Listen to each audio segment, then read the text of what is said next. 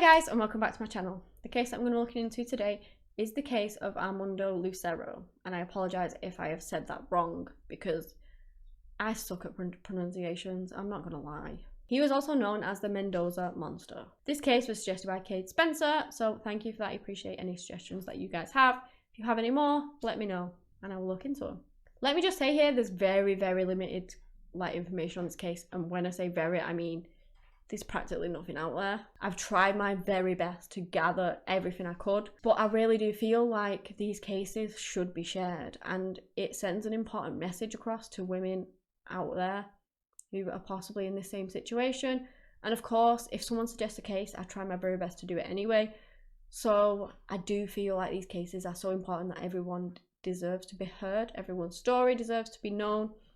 You know, we can learn lessons from them, and they can help other people. So yeah, that is why I am putting this case out there, even though it's going to be a very short one. Just like to let you know, I mean no disrespect to anyone that I talk about. I've just got this information from the internet and compiled it into a video for educational purposes.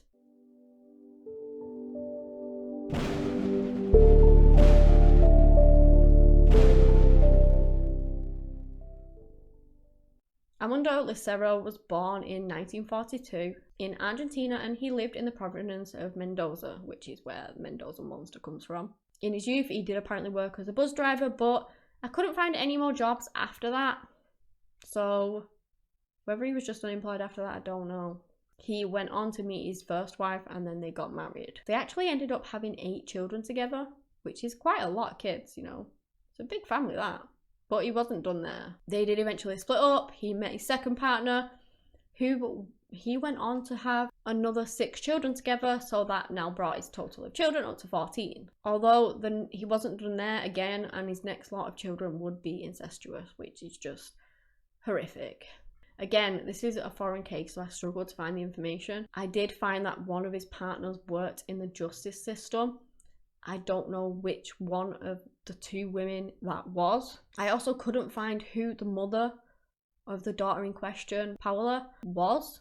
I don't know which one was her mother. Like, there's no mention of it anywhere that I could find. So unfortunately, I don't have her name either. So throughout his life, Armando went on to have 21 children in total. And that is kind of insane. That is such a big family. As I already said, he had 14 children from his previous kind of wives, partners, but he would father 7 more children with his daughter Paola. He just kind of kept her locked up. He would abuse her, he would rape her, and he just went on for so many years, like undetected. It was more than 2 decades. I couldn't actually find much information on kind of the specific details of what he did to her, but he sexually abused her for years. He fathered children with her, and that has a mental and physical toll on you. I don't know whether he otherwise abused her, but I'm guessing he did, because what's to stop him from doing that if he's already sexually abusing her? Normally, a lot of these victims do come forward and kind of describe what was happened to them a bit more. But as far as I'm aware, Paola hasn't, and so I just don't know the specifics on it. But I do know it would have had a physical toll on her, a mental toll on her, and she was just kind of left trapped in a home with her father that kept abusing her.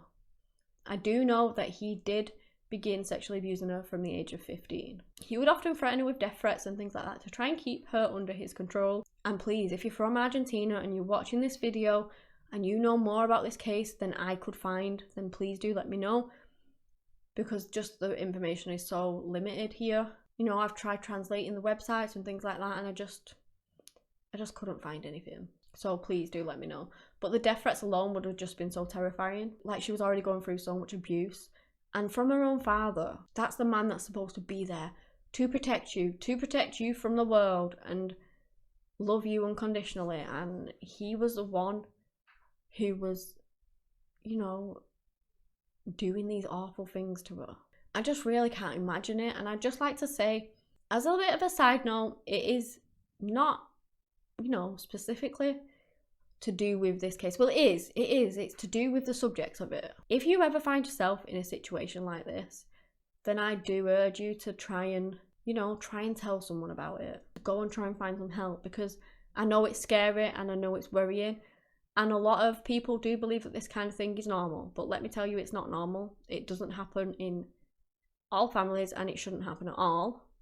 But success stories like this one, success stories, that sounds, I don't mean, you know what I mean, where the woman has finally got out and is finally free. Like, they happen. You can go and get help. You can go and tell someone, and you can escape from, you know, the horrible situations that you're in. And I just really, really urge people who find themselves in this kind of situation just to try and, you know, get some help for yourself, because you being abused is not okay. Anyone being abused is not okay. And if you can, you know, get out, then, you know, please do try, because you deserve better. And the thing is, incest cases are a lot more common than you may think, but it is by no means normal. You guys really need to look after yourselves, because the world out there can just be so cruel. So yeah, back to the case. Armando was also alleged to have raped 2 of his other daughters, which I couldn't find their names. You know, I really wish I could, because they're his victims too, but I just couldn't find them. He was nicknamed El Chacal, the Monster of Mendoza, because of the similarity to the Elizabeth Fritzl case, which I have also covered if anybody's interested in going looking at that. One of his sons actually came forward and stated that his mother was aware of these crimes, that he also raped some of his children that he had with another woman, which would have been one of his half-sisters. And again, this case is just truly tragic. Both parents are aware of the abuse. Like, at least if the mother wasn't aware, you could get some support from her, but she knew. And she was, I guess, fine with it. They're supposed to protect their child. And it really makes me mad, you know? These poor kids didn't really have any options. They didn't really have anywhere to go, because both parents were just on board with it. And that is very wrong. He also went on to say that one of his sisters, who I believe would be in her 50s now, said that her harassment was carried out in the 70s, and that it actually caused an uproar and almost generated a neighbourhood revolt, according to one of his sons, of course. He stated that after he moved out, he did confront his parents, and all that he received in return were just threats back. So he felt like he couldn't do anything either. He said that his sister, Paula, kept her abuse away from the authorities because he just threatened to rape another one of his daughters that I believe was 19 at the time. So she was protecting her family, which is just so tragic. She must have felt so stuck, and she didn't really see any other options but to endure his torment, which is, it just makes me so sad.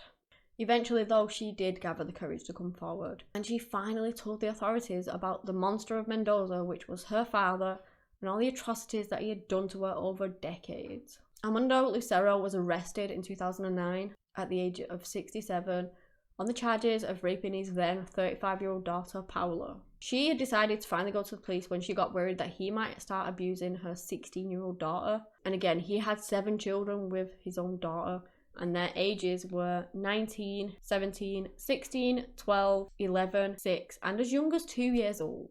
I do believe he denied the charges, and he also denied paternity, so he said that they weren't his kids, he wasn't the father.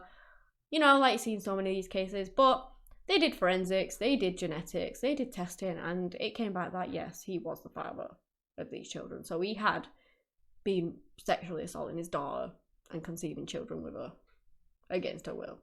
The evidence against him was stacking up. Another one of his daughters came forward to say that she was denouncing him too because he was sexually abusing her from the age of 8 along with Paula. She also denounced him as her father. Armando was in prison for a year at the penitentiary of the city of Mendoza, and he was prosecuted for sexual abuse. He was actually waiting for his trial to begin to start when he passed away at the hospital, the Central Hospital of Mendoza, in early May of 2010. He had been hospitalized there for the second time at that point with a respiratory condition that was believed to have been caused by smoking. So he really didn't serve much time for what he'd done. Yes, he was in prison for the year, but you know, he probably would have got a lot longer. He'd unfortunately died as he was waiting for his trial, which I don't know, it's kind of unfortunate because some people think that like the death penalty and things like that, I know we didn't get the death penalty, but he died. So some people think that somebody serving time, like dying, is the easy way out in a sense.